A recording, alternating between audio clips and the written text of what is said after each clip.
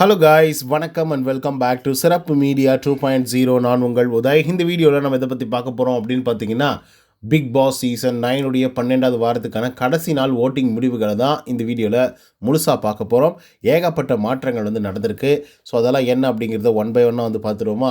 அதுக்கு முன்னாடி சப்ஸ்கிரைப் பண்ணாதவங்க சப்ஸ்கிரைப் பண்ணி வச்சுக்கோங்க. பக்கத்தில் ஒரு பெல் ஐக்கான் இருக்கும், அதையும் ப்ரெஸ் பண்ணி ஹாலில் போட்டுக்கோங்க. அப்போ தான் நாங்கள் அப்டேட் பண்ணுற ஒவ்வொரு வருஷமும் உங்களுக்கு நோட்டிஃபிகேஷன் வந்து சேரும். அது தாண்டி இந்த வீடியோவுக்கு குறைஞ்சபட்சம் ஒரு 1000 லைக்கான எதிர்பார்க்குறோம். ஸோ லைக்கை போடுங்க, வீடியோ பாருங்கள். வாங்க இன்றைய வீடியோக்குள்ள வந்து போகலாம். நம்பர் 1 பொசிஷனில் யார் இருக்காங்க அப்படின்னு பார்த்தீங்கன்னா, நம்மளுடைய கானா வினோத் அவர்கள் தான் வந்து இருந்துகிட்ருக்காங்க. ஸோ அவங்க வாங்கிய ஓட்டுங்களோட எண்ணிக்கை அப்படின்னு சொல்லி பார்க்கும்பொழுது கிட்டத்தட்ட 1,86,160 ஓட்டுகள் ஆகும். ஸோ அவங்க வாங்கிய ஓட்டுங்களோட எண்ணிக்கையை பார்த்துட்டோம். இப்போ பர்சன்டேஜ் ஆஃப் ஓட்டிங்ஸ் அப்படின்னு சொல்லி பார்க்கும்பொழுது 23.11% இருந்துகிட்ருக்கார் நம்மளுடைய கானா வினோத் அவர்கள். ஆக்சுவலாக நீங்கள் யோசிச்சு பாருங்கள், கானா வினோத் 2 லட்சம் வாக்குகள் அப்படிங்கிறது அசால்ட்டாக தட்டி தூக்கக்கூடிய ஒரு ஆள்.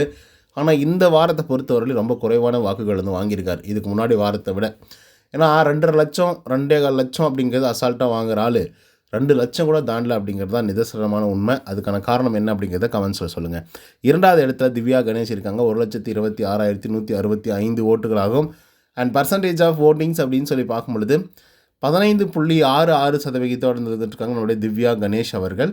ஸோ இவங்க வந்து பார்த்திங்க அப்படின்னா ஒன்றும் இல்லை சொல்கிறதுக்கு, ஓகேங்களா? ஸோ இவங்களை பற்றி உங்களுக்கு என்ன தோணுது அப்படிங்கிறத கமெண்ட்ஸில் வந்து பதிவு பண்ணுங்கள். ஸோ மற்றவங்க செஞ்சால் குத்தம், இவங்க செஞ்சால் குத்தம் இல்லை அப்படின்றதையும், காமெடி அப்படிங்கிறதையும் அண்டு ஹியூமரை போடுறேன் அப்படின்னு சொல்லிட்டு ஏகப்பட்ட வேலைகளை வந்து பார்த்துட்ருக்காங்க திவ்யா. 3வது இடத்துல யார் இருக்காங்க அப்படின்னு பார்த்தீங்கன்னா, விஜே பார்வதி அவர்கள் தான் வந்து இருந்துகிட்ருக்காங்க. ஸோ அவங்க வாங்கிய ஓட்டுகளோட எண்ணிக்கை அப்படின்னு சொல்லி பார்க்கும்பொழுது 89,368 ஓட்டுகளாகும். அண்ட் பர்சன்டேஜ் ஆஃப் ஓட்டிங்ஸ் அப்படின்னு சொல்லி பார்க்கும்பொழுது 11.06% இருந்துகிட்ருக்காங்க நம்மளுடைய பார்வதி அவர்கள். ஸோ பார்வதி அவங்க வந்து பார்த்திங்க அப்படின்னா ஏகப்பட்ட வேலைகள் வீட்டுக்குள்ளே வந்து பண்ணியிருக்காங்க. அண்டு மோரார்லெஸ் இந்த வாரத்தில் வந்து ஃபேமிலி ரவுண்டுக்காக ரொம்ப மோஸ்ட் வெயிட்டிங்காக இருந்தது வந்து பார்வதிய ஃபேமிலிக்காக தான். ஏன்னா அப்படிப்பட்ட சம்பவங்களெல்லாம் பார்வதி அவர்கள் பண்ணியிருந்தாங்க.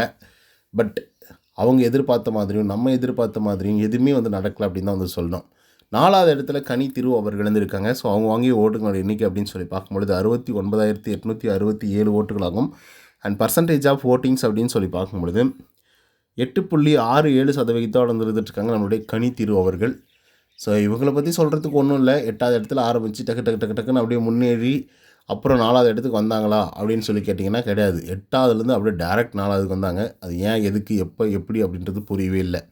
அதுக்கடுத்தா 5வது பொசிஷனில் அரோரா சிங்க்லர் அவர்கள் வந்திருக்காங்க. அவங்க வாங்கிய ஓட்டுகளோட எண்ணிக்கை அப்படின்னு சொல்லி பார்க்கும்பொழுது 64,921 ஓட்டுகளாகும். அண்ட் பர்சன்டேஜ் ஆஃப் ஓட்டிங்ஸ் அப்படின்னு சொல்லி பார்க்கும்பொழுது 8.06% இருந்துகிட்ருக்காங்க நம்மளுடைய அரோரா சிங்க்லர் அவர்கள். ஸோ இவங்களை பற்றி சொல்லணும் அப்படின்னு பார்த்தீங்க அப்படின்னா, ஊம குசும்பி அப்படின்னு வந்து சொல்லுவாங்கள்ல பார்வதி, அந்த மாதிரி வந்து இவங்க ஒரு குசும்பி தான். அதில் எந்த விதமான மாற்று கருத்துமே கிடையாது. அண்ட் விஷப்பாம்பு அப்படின்னு சொல்லி நேற்றுக்கு பார்வதி அவர்கள் வந்து சொல்லியிருப்பாங்க. ஆமாவா இல்லையா அப்படிங்கிறத கமெண்ட்ஸில் சொல்லுங்கள். 6வது இடத்துல சாண்ட்ரா அவர்கள் இருந்திருக்காங்க. அவங்க வாங்கிய ஓட்டுகளோட எண்ணிக்கை அப்படின்னு சொல்லி பார்க்கும்பொழுது 59,955 ஓட்டுகளாகும்.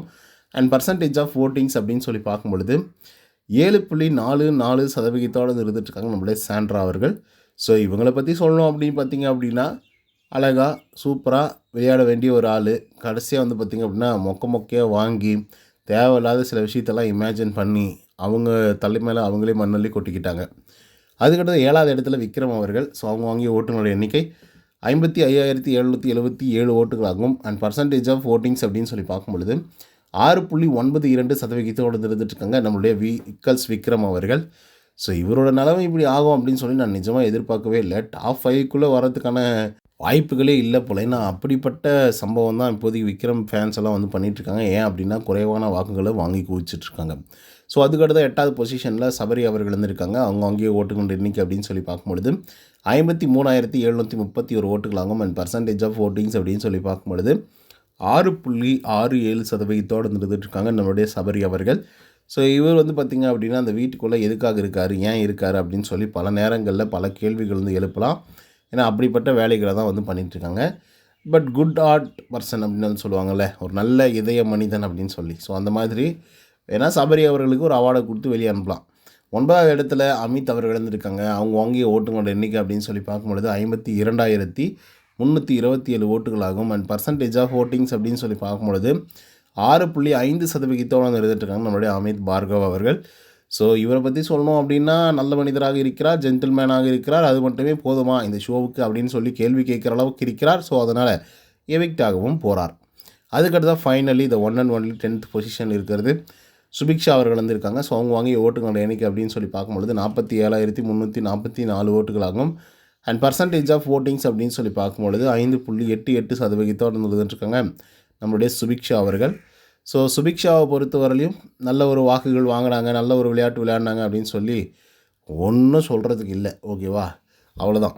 இப்போ எவிக்ஷனை பற்றி பார்த்துருவோமா. ஒன்று, அமித் அவர்கள் எவிக்ட் ஆகி வெளியே போகிறாரு. இரண்டாவது நம்ம சுபிக்ஷா அவர்கள் எவிக்ட் ஆகி வெளியே போகிறாங்க. ஸோ இந்த வாரத்தில் டபுள் எவிக்ஷன் கம்பல்சரி வந்திருக்கும். ஸோ ஆல்ரெடி 11 பேர் வந்திருக்காங்க. அந்த 11 பேரில் 2 பேர் எவிக்ஷன், ஒன்று அமித், இன்னொன்று சுபிக்ஷா அவர்கள். ஸோ மீதி டோட்டலாக ஒரு 9 பேர் வந்து உள்ளார இருக்க போகிறாங்க. ஸோ ஆட்டை இதுக்கப்புறம் சூடு பிடிக்க போகுது. ஏன் அப்படின்னா இந்த டிடிஎஃப் டிக்கெட் டு ஃபினாலே டாஸ்க்கெலாம் வந்து நடைபெற போகுது இல்லையா. ஸோ அதில் வந்து பார்த்திங்க அப்படின்னா பயங்கர தரமாக வந்திருக்கும். ஆக்சுவலாக அது ஃபேமிலி ரவுண்டு அப்படின்னு சொல்லி பயங்கரமாக ஐப்பேற்றி ஃபேமிலி ரவுண்டு வரும்போது யாரும் எதுவும் மற்றவங்கள குறை சொல்கிறதோ இல்லை வந்து திட்டிக்கிறதோ இல்லை வந்து சண்டை போட்டுக்கிறதோ வேணாம் அப்படின்னு சொல்லி இவங்களுக்குள்ள ஒரு ஒப்பந்தத்தை போட்டு முடிஞ்ச அளவுக்கு அதை கடைப்பிடிச்சாங்க. அது பார்க்குறதுக்கு சுவாரஸ்யமாக இல்லைன்னாலையும் பரவாயில்லப்பா எல்லோரும் ஒற்றுமையாக இருக்காங்க அப்படிங்கிற மாதிரி வந்து இருந்தது. ஆனால் ஒரு 2 நாள் 3 நாள் கடந்தாங்க மக்களே. அதுக்கப்புறம் வெட்னஸ்டேலேருந்து வச்சுக்கோங்களேன், வெட்னஸ்டேலேருந்து அந்த பிரச்சனைகள் அங்கங்கே சின்ன சின்ன பிரச்சனைகள், சின்ன சின்ன வாக்குவாதம், சின்ன சின்ன கருத்து முரண்பாடுகள் அப்படின்னு சொல்லி வந்துக்கிட்டே வந்துருந்தது. அவங்களால அந்த 3 நாள் கூட தாக்கு பிடிக்கவே முடியல. லிட்ரலாக சொல்லப்போனால் அப்படி தான் வந்து சொல்லணும். அடுத்த நாள் வியாழக்கிழமை வந்து பார்த்திங்கன்னா ஏதோ பிரச்சனை வந்துச்சு, அன்றைக்கும் தாக்கு பிடிக்க முடியல. ஃப்ரைடே நேற்றுக்கு சொல்லவே தேவையில்லை, திவ்யா கணேஷ் அவர்களுக்கும் வினோத் அவர்களுக்கும் சண்டை, திவ்யாவுக்கும் பார்வதிக்கும் சண்டை. ஸோ அதனால் இவங்களால் லிட்ரலாக அமைதியாகவோ பொறுமையாகவோ சண்டை பிடிக்காமலோ இருக்க முடிய மாட்டேங்குது. ஏன்னா அவங்க நம்ம ஸ்கோர் பண்ணுறோமா இல்லையா அப்படிங்கிற மாதிரி வந்து பார்த்திங்கன்னா அவங்களுக்கு ஒரு யோசனை வந்துடுது. ஓகே ஃப்ரைடே ஆகிப்போச்சு, ஐயோ நம்ம எதுவுமே கண்டென்ட் கொடுக்கலையே, அப்புறம் எவிக்ட் ஆகிடுவோமே. ஸோ அதனால் வந்து ஏதாவது ஒன்று பண்ணிவிடுவோம் அப்படின்னு சொல்லிட்டு தான் எதானா ஒன்று அந்த சாட்டர்டேக்கு முன்னாடி இந்த ஃப்ரைடே அப்புறம் தர்ஸ்டே இந்த 2 நாளில் வந்து பார்த்திங்க அப்படின்னா யாராவது ஏதாவது ஒரு சம்பவத்தை வந்து பண்ணிக்கிட்டே வந்துருப்பாங்க. ஸோ அப்படிப்பட்ட ஒரு வேலையை தான் வந்து பார்த்திங்க அப்படின்னா திவ்யா அவர்களும் நேற்றுக்கு வந்து சொன்னாங்க. 7:30 சொன்னது தப்பா, அப்படி ஒன்றும் தப்பாக நான் சொல்லலையே அப்படின்னு வந்து சொல்கிறாங்க. நான் காமெடியாக சொன்னேன்னு சொல்கிறாங்க. ஏம்மா 7:30 தப்பு தான்மா, நீ காமெடியாக சொன்னாக்கா அதை ஏற்றுக்கிறவங்க வந்து இது காமெடியை ஏற்றுக்கணும்ல, என்ன கரெக்டு தானே மக்களே. ஸோ அப்படிப்பட்ட வேலைகளை தொடர்ந்து திவ்யா அவர்கள் அங்கே மட்டும் பண்ணல, அப்பப்போ அந்த வார்த்தைகளை வந்து சொல்லிக்கிட்டே தான் வந்திருக்காங்க. ரொம்ப ஒஸ்ட்டு, ரொம்ப மோசமாக வந்து நடந்துக்கிறாங்க. திவ்யா கிட்ட நம்ம எதிர்பார்க்காத சில முகங்கள் காட்டுறாங்க, அது ரொம்ப கேவலமாக வந்துருக்கு. ஓகே மக்களே, இந்த வாரத்தோட எவிக்ஷனை பற்றி நம்ம டிஸ்கஸ் பண்ணிட்டோம் ஆல்ரெடி. அமித் அவர்களும் சுபிக்ஷா அவர்களும் தான் வெளியே போகிறாங்க. ஏன்னா ஓட்டிங்ஸில் வந்து பார்த்திங்கன்னா ரொம்ப குறைவாக இருக்கிறது அவங்க 2 பேர் தான். ஸோ மற்றபடிக்கு விக்ரம் வந்து ரொம்ப டேஞ்சராக வந்து போயிருந்தாரு. பரவாயில்ல, இப்போ கடைசி நேரத்தில் ஓரளவுக்கு வாக்குகள் வாங்கி டக்குன்னு வந்து பொசிஷன் மாறி இருக்காப்புல. அதுக்கடுத்து சபரி, ஸோ அவரும் வந்து டேஞ்சர் ஜோனில் தான் வந்து இருக்கார். ஸோ ஓகேவா, ஆனாலையும் சபரி அவர்களும் எவிக்ட் பண்ண மாட்டாங்க. அமித் அண்ட் சுபிக்ஷா 2 பேர் எவிக்ட் ஆகுவாங்க. ஓகே மக்களே, என்ன நினைக்கிறீங்க அப்படிங்கிறது கமெண்ட்ஸில் சொல்லுங்கள். இந்த வீடியோ பிடிச்சிருந்தா லைக் அண்ட் சப்ஸ்கிரைப் பண்ண மறந்துடாதீங்க. இன்னொரு தவணை சந்திக்கிறேன். Until then bye from Uday. நன்றி, வணக்கம்.